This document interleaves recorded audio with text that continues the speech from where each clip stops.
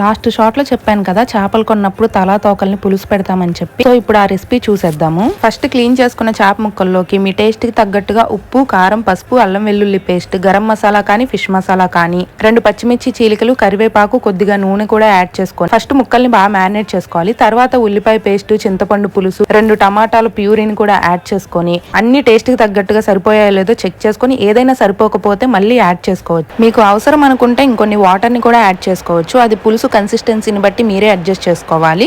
ఇంకా ఇలా రెడీ అయ్యాక స్టవ్ వెలిగించి సిమ్ లో పెట్టేసి కనీసం 25 to 30 మినిట్స్ అన్నా అలా వదిలేయాలి. అప్పుడే ముక్కకి మసాలాలన్నీ బాగా పట్టి టేస్ట్ బాగుంటుందంట. ఇది మా అత్తమ్మ స్టైల్ చేపల పులుసు. నేనైతే కంప్లీట్ డిఫరెంట్ గా చేస్తాను. అంటే ఒక్కొక్క టైంలో ఒక్కొక్క ఇంగ్రీడియంట్ యాడ్ చేసి అలా పులుసు పెడతాను అనమాట. అదొక టేస్ట్ గా ఉంది, ఇది ఇంకా టేస్ట్ గా ఉంది. మరి మీకు ఏ స్టైల్లో చేసే చేపల పులుసు అంటే ఇష్టమో కమెంట్ చేయండి. ఇంకా ఇలా వేడివేడి చేపల పులుసుని వేడివేడి అన్నంలో సర్వ్ చేసుకొని పక్కన ఒక ఫిష్ ఫ్రై పీస్ తింటే టేస్ట్ సూపర్.